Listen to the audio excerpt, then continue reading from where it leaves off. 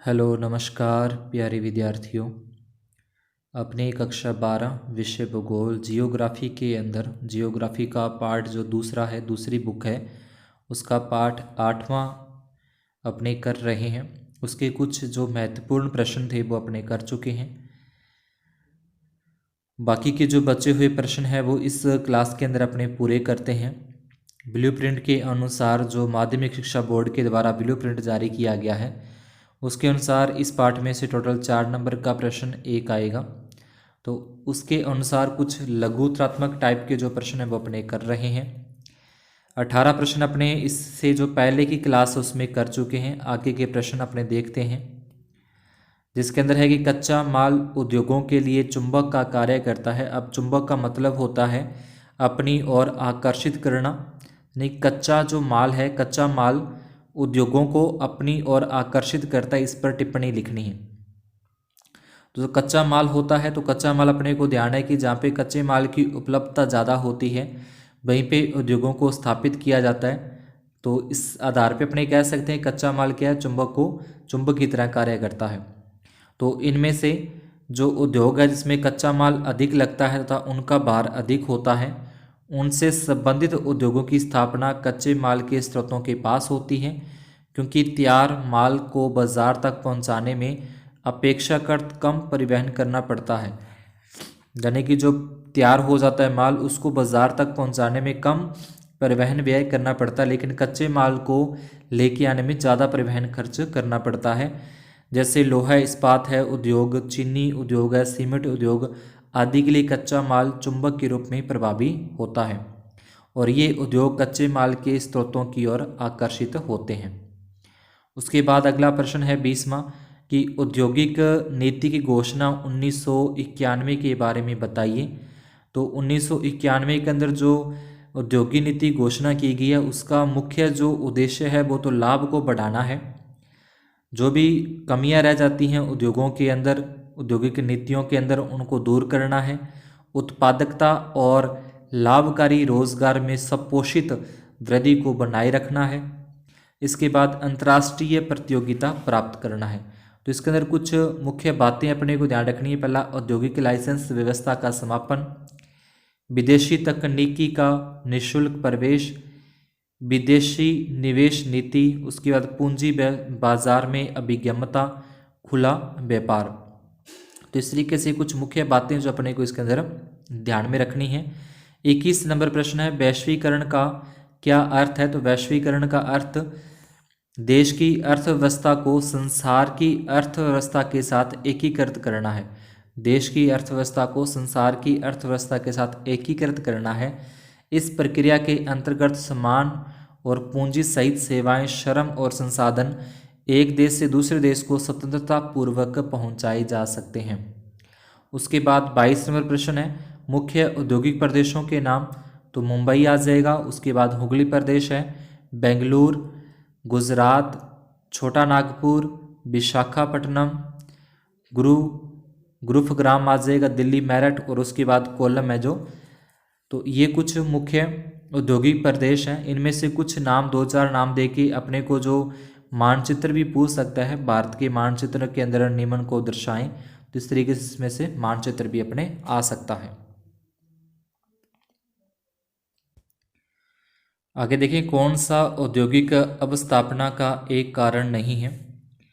तो बाजार जहाँ पे होगा वहाँ पे उद्योगों को स्थापित किया जाता है। पूंजी जहाँ पे लगती है वहाँ उद्योगों को स्थापित किया जाता है। ऊर्जा इसके अंदर आ जाएगा। जनसंख्या घनत्व है वो औद्योगिक स्थापना का एक कारण नहीं है। इसके बाद दूसरा देखिए, भारत में सबसे पहले सत्यापित की गई लोहा इस्पात कंपनी निम्नलिखित में से कौन सी है। तो टाटा लोहा एवं इस्पात कंपनी, जिसको TISCO भी कहते हैं, टाटा लोहा एवं इस्पात कंपनी है। आगे है मुंबई में सबसे पहला सूती वस्त्र कारखाना स्थापित किया गया है, क्योंकि मुंबई एक पतन है यानी कि किनारे पर है, समुद्री जिसको अपने बोलते हैं। यह कपास उत्पादक क्षेत्र के निकट स्थित है। मुंबई एक वित्तीय केंद्र था और उपयुक्त सभी इसका आ जाएगा। उसके बाद चौथा है हुगली औद्योगिक प्रदेश का केंद्र है। तो हुगली का कोलकाता, हावड़ा।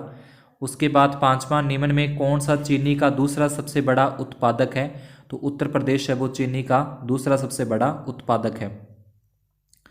इसके बाद सूती वस्त्र उद्योग के 2 सेक्टरों के नाम बताइए किस प्रकार से भिन्न है।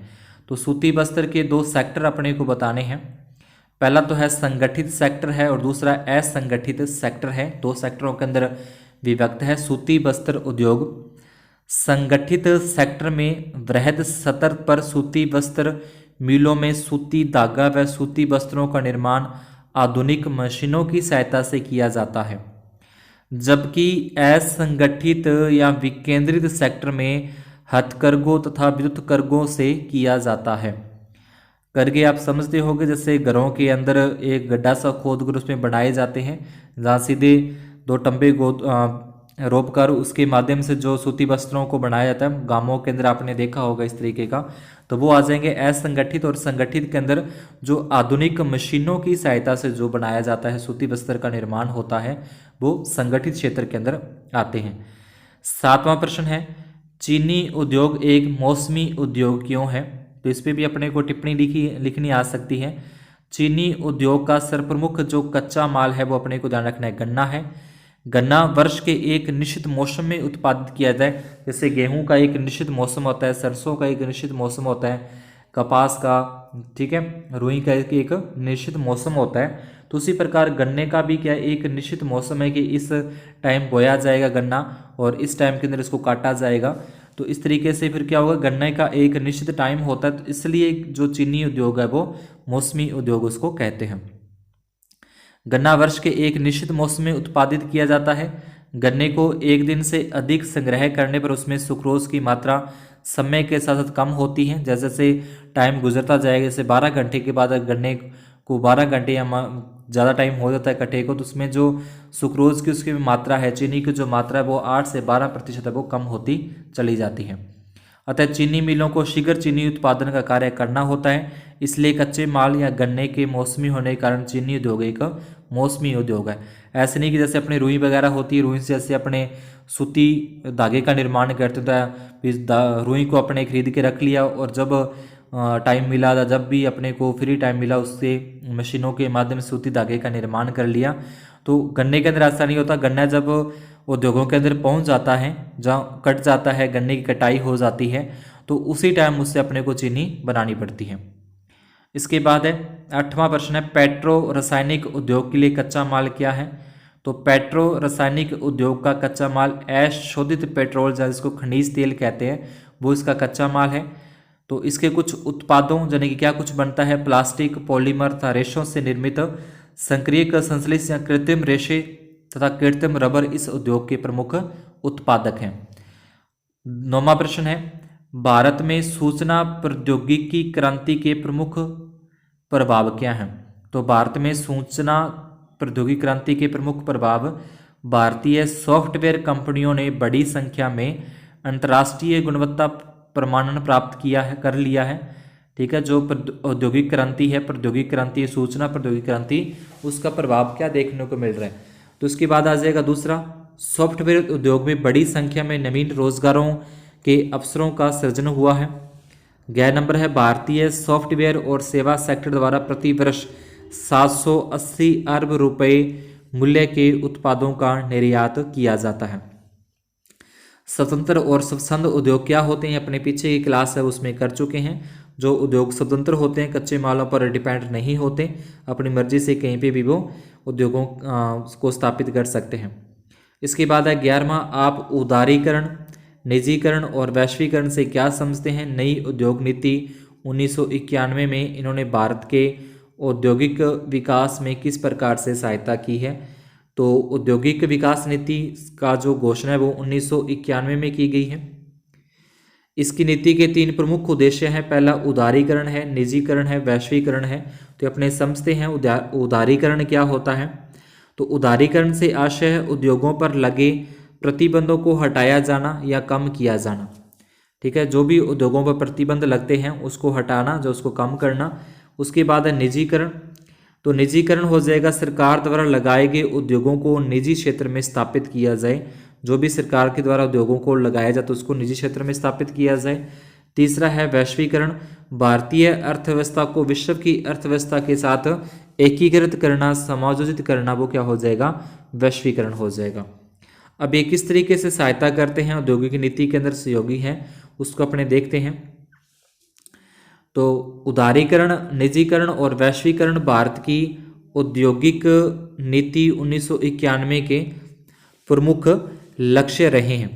तो जो औद्योगिक नीति के लक्ष्य हैं वो भारत के अंदर उदारीकरण, निजीकरण और वैश्वीकरण है। इन लक्ष्यों के क्रियान्वयन से भारत के औद्योगिक विकास को पर्याप्त प्रोत्साहन मिला है। इसके प्रमुख कारण निम्नलिखित हैं। सुरक्षा, सामरिक अथवा पर्यावरण से संबंधित 6 उद्योगों को छोड़कर भारत सरकार ने सभी उद्योगों को लाइसेंस व्यवस्था से मुक्त कर दिया है। यानी कि जो पर्यावरण से संबंधित जो भी हैं उनको छोड़कर, जो पर्यावरण को नुकसान पहुंचाते हैं या सुरक्षा से संबंधित के साथ खिलवाड़ करते हैं, उनको छोड़कर बाकी को सभी को लाइसेंस लेने की ज़रूरत नहीं, उसको मुक्त कर दिया है। दूसरा, सन 1956 से सार्वजनिक सेक्टर के लिए सुरक्षित उद्योगों की संख्या को 17 से घटाकर 4 कर दिया है। इस प्रकार 13 उद्योगों के लिए निजी क्षेत्र के दरवाजे सरकार द्वारा खोल दिए गए हैं। केवल परमाणु शक्ति तथा रेलवे से संबंधित उद्योग ही सार्वजनिक क्षेत्र के अंतर्गत बने रहेंगे। तीसरा है, भारत सरकार द्वारा सार्वजनिक उद्योगों के शेयरों में से कुछ को सामान्य जनता, कामगारों और वित्तीय संस्थाओं के लिए आवंटित करने का निश्चय किया गया है। चौथा है, किसी भी उद्योग में पूंजी निवेश की सीमा को समाप्त कर दिया गया है। इसके लिए लाइसेंस व पूर्व अनुमति की व्यवस्था को भी समाप्त कर दिया गया है। पांचवा है, उद्योगों में विदेशी प्रत्यक्ष निवेश को घरेलू निवेश के रूप में मान्यता प्रदान की गई है। विदेशी प्रत्यक्ष निवेश को घरेलू निवेश के रूप में मान्यता प्रदान की गई है। इससे भारतीय उद्योगों में विदेश निवेशी के दरवाजे वो खुल गए हैं। भारत की औद्योगिक नीति में घरेलू तथा बहुराष्ट्रीय दोनों व्यक्तिगत पूंजी निवेशकों को आकर्षित करने के लिए उदारता दिखाई गई है। खनन, दूरसंचार, राजमार्ग निर्माण व्यवस्था को निजी क्षेत्र की कंपनियों के लिए खोल दिया गया है। इन सभी छूटों के बाद प्रत्यक्ष विदेश निवेश भारत सरकार की आशाओं के अनुरूप नहीं रहा, लेकिन विदेशी निवेश का एक बड़ा भाग घरेलू उपकरणों, वित्त सेवा, इलेक्ट्रॉनिक विद्युत उपकरण, खाद्य एवं दुग्ध जैसे उद्योगों में लगाए जाने से इन उद्योगों के विकास को पर्याप्त प्रोत्साहन मिला है। फिर कुछ नाम हैं जो अपने को बोल सकते हैं कि भारत के रेखा चित्र में प्रदर्शित करने हैं, और मुंबई, पुणे औद्योगिक प्रदेश की प्रमुख विशेषताएं हैं। तो ये नाम जो पहले अपने पीछे ऊपर के प्रश्न में कर चुके हैं वही आगे, और कुछ इसकी विशेषताएं हैं मुंबई, पुणे औद्योगिक के। तो यह देश का सबसे महत्वपूर्ण औद्योगिक प्रदेश है। इसका विस्तार महाराष्ट्र राज्य के मुंबई, थाने से लेकर पुणे, नासिक एवं शोलापुर तक है। उसके बाद तीसरा पॉइंट है, इस प्रदेश में मुंबई सर्वप्रथम औद्योगिक नगर। मुंबई में उद्योग का विकास ब्रिटिश शासनकाल में सूती उद्योग की स्थापना के साथ हुआ। तो सबसे पहले जो मुंबई के अंदर, भारत के अंदर सबसे पहले जो औद्योगिक है नगर वो मुंबई है। तो ब्रिटिश शासनकाल से सूती वस्त्र उद्योग की यहाँ पे स्थापना हुई। बाद में इस महानगर में रासायनिक उद्योग भी विकसित हुए। चौथी विशेषता है, इस प्रदेश में सूती वस्त्र एवं रासायनिक उद्योगों के अतिरिक्त अभियांत्रिकी वस्तुएं, पेट्रोलियम परिशोधन, पेट्रो रसायन, चमड़ा, संश्लिष्ट प्लास्टिक वस्तुएं, दवाएं, उर्वरक, विद्युत उपकरण, जलयान निर्माण, इलेक्ट्रॉनिक्स, सॉफ्टवेयर, परिवहन उपकरण एवं खाद्य उद्योग भी विकसित अवस्था में मिलते हैं। पांचवा है, इस प्रदेश के प्रमुख औद्योगिक केंद्र मुंबई, थाने, ट्राम्बे, पुणे, पिंपरी, नासिक, शोलापुर, कोल्हापुर, अहमदनगर, संतारा एवं सांगली आदि हैं। तो ये इसकी हो जाएंगी विशेषताएं। उसके बाद हुगली औद्योगिक प्रदेश के विकसित होने के प्रमुख कारण, इस क्षेत्र पर भारत विभाजन का क्या प्रभाव पड़ा, तो उसके बारे में अपने को ये हुगली औद्योगिक प्रदेश के बारे में। तो यह भारत का एक महत्वपूर्ण औद्योगिक प्रदेश है। यह प्रदेश हुगली नदी के दोनों किनारों पर उत्तर में बांसबेरिया से दक्षिण में बिड़ला नगर तक 100 किलोमीटर में फैला हुआ है। औद्योगिक के इसके जो प्रमुख कारण हैं औद्योगिक प्रदेश होने के, तो इस औद्योगिक प्रदेश में रेलों एवं सड़कों का जाल बिछा हुआ है। कोलकाता वायु मार्गों एवं समुद्री मार्गों से जुड़ा हुआ है। दूसरा, इस क्षेत्र में औद्योगिक विकास के लिए कच्चा माल पर्याप्त मात्रा में उपलब्ध है। देश का अधिकांश जूट आसपास के क्षेत्रों में उगाया जाता है, जिसका प्रयोग जूट उद्योग में किया जाता है। यहाँ अन्य उद्योगों जैसे कागज़, रसायन, इंजीनियरिंग के लिए पर्याप्त कच्चा माल उपलब्ध है। तीसरी इसका जो कारण है औद्योगिक क्षेत्र होने का, तो इस प्रदेश में दामोदर घाटी की कोयला खानों से कोयला एवं छोटा नागपुर पठार से पर्याप्त मात्रा में लोहा एसक मिल जाता है, यानी कोयला भी मिल जाता है और जो लोहा एसक है वो भी मिल जाता है। चौथा कारण है, इस प्रदेश को बिहार के घने बसे बागों, पूर्वी उत्तर प्रदेश और उड़ीसा से पर्याप्त मात्रा में सस्ते श्रमिक भी उपलब्ध हो जाते हैं। पांचवा कारण है, इस प्रदेश को हुगली नदी से पर्याप्त स्वच्छ जल मिल जाता है, यानी कि सारा कुछ ही यहाँ पे मिल रहा है, कच्चे माल भी मिल रहा है, श्रमिक भी मिल रहे हैं और स्वच्छ जल भी मिल रहा है, जो जूट उद्योग, कागज उद्योग, रसायन उद्योग एवं अन्य कई उद्योगों के लिए अति आवश्यक है। छठा कारण है, कोलकाता एक महत्वपूर्ण बंदरगाह है, यानी कि यहाँ से उसको अच्छा बाजार भी मिल रहा है आयात निर्यात करने के लिए, जिससे इस क्षेत्र को आयात निर्यात की सुविधाएं प्राप्त हो जाती हैं। उसके बाद हुगली औद्योगिक प्रदेश पर भारत विभाजन का प्रभाव, तो यहाँ पे है हुगली औद्योगिक प्रदेश का सबसे बड़ा उद्योग जूट था। भारत की लगभग 90% जूट से बनी वस्तुओं का निर्माण इसी क्षेत्र में होता था। सन 1947 में भारत के विभाजन के साथ ही अधिकांश जूट उत्पादक क्षेत्र बांग्लादेश, तत्कालीन पूर्वी पाकिस्तान में चला गया, जिससे यहाँ के जूट उद्योगों कच्चा माल पर्याप्त मात्रा में कठिनाई उत्पन्न होगी कच्चा माल उत्पन्न करने में। इस समस्या को इस प्रदेश में तथा अन्य प्रदेशों में अधिक मात्रा में जूट उत्पादित करके सुलझाया गया है। प्रश्न संख्या 14, भारत में उद्योगों की अवस्थिति को प्रभावित करने वाले 4 कारकों की विवेचना है जो भारत के उद्योगों को प्रभावित करने वाले हैं। सबसे पहला जो इम्पोर्टेंट है वो कच्चा माल है। सामान्यतः उद्योग उन्हीं स्थानों पर स्थापित किए जाते हैं जहां कच्चा माल उपलब्ध होता है। मुख्य रूप से जिन उद्योगों में बाहर हार्स वाले कच्चे माल प्रयुक्त किए जाते हैं, ये उद्योग कच्चे माल के स्रोतों के समीप स्थापित होते हैं, जैसे लोहा इस्पात उद्योग है, चीनी उद्योग है। तो सबसे पहले अपने को ध्यान रखना है, कच्चा माल जो प्रभावित करने वाला कारक है वो कच्चा माल है। कच्चा माल किस तरीके से प्रभावित करता है, तो जहाँ पे कच्चा माल की उपलब्धता ज़्यादा होती है वहाँ पे उन उद्योगों को स्थापित किया जाता है। दूसरा है शक्ति। किसी भी उद्योग की स्थापना से पूर्व उद्योगों की मशीनों के संचालन हेतु शक्ति की आपूर्ति सुनिश्चित कर ली जाती है। शक्ति के प्रमुख साधन जैसे कोयला, पेट्रोलियम, जल विद्युत है, प्राकृतिक गैस है, परमाणु ऊर्जा है आदि है। तो ये बड़ी बड़ी मशीनों को चलाने के लिए तो ये आवश्यक है। कोयला हो गया, पेट्रोलियम, जल विद्युत हो गया, प्राकृतिक गैस हो गया, तो ये शक्ति के प्रमुख साधन आ जाएंगे। लोहा इस्पात उद्योग कोयले पर निर्भर करता है, इसलिए उद्योग कोयले खानों के निकट ही स्थापित किया जाता है। अब प्रभाव कैसे करते हैं ये, कि शक्ति के साधन अगर आसपास उद्योगों के नहीं होंगे तो वहाँ पे वो उद्योग स्थापित नहीं किए जा सकते। अगर सत्यापित कर लिए भी जाते हैं तो वो इतना ज़्यादा विकास नहीं कर पाते, विकसित नहीं हो पाते। एल्यूमिनियम उद्योग तथा कृत्रिम नाइट्रोजन उद्योग जैसे अधिक भारी, अधिक शक्ति उपयोग करने वाले उद्योग की स्थापना भी शक्ति स्रोतों के समीप की जाती है, यानी कि जहाँ पे ये जो अपने को दे रखे हैं,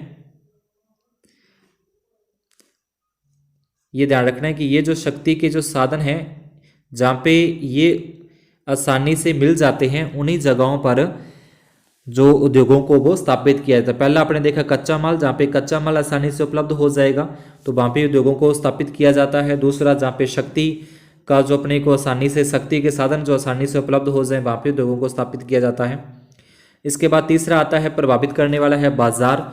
तो बाजार भी यानी कि अपने जो भी कच्चा माल उपलब्ध हो गया, शक्ति उपलब्ध होगी, अब वहाँ से अपने को उद्योगों के अंदर माल तैयार हो गया, तो अब उस जो भी अपने सामान है, जो भी वहाँ पे उद्योगों के अंदर निर्माण हुआ है, तो उसको बेचने के लिए, उसका आयात निर्यात करने के लिए अपने को बाजार भी होने चाहिए। तो बाजार भी इसको प्रभावित करता है। भारी उत्पाद वाले उद्योगों जैसे भारी मशीन के औजार, भारी रसायन की स्थापना उच्च मांग क्षेत्रों के समीप की जाती है, यानी कि जहाँ पे इनकी मांग अधिक होती है वहीं पे उनको उद्योगों को स्थापित किया जाना चाहिए, जिससे ज़्यादा परिवहन के अंदर खर्चा ना आए। इसलिए इन उद्योगों को बाजार अभिमुख उद्योग कहा जाता है। सूती वस्त्र उद्योग में कपास जैसे शुद्ध जिसमें कच्चे माल का उपयोग किया जाता है, इसी कारण यह उद्योग भी बाजार अभिमुख होता है। खनिज तेल शोधनशालाओं की स्थापना में भी बाजार की समीपता महत्वपूर्ण मानी जाती है। बाजार की निकटता से यातायात खर्च कम हो जाता है। कच्चा माल जहाँ पे होगा, उसके बाद शक्ति अपने देखी, और उसके बाद है तीसरा आ जाएगा बाजार।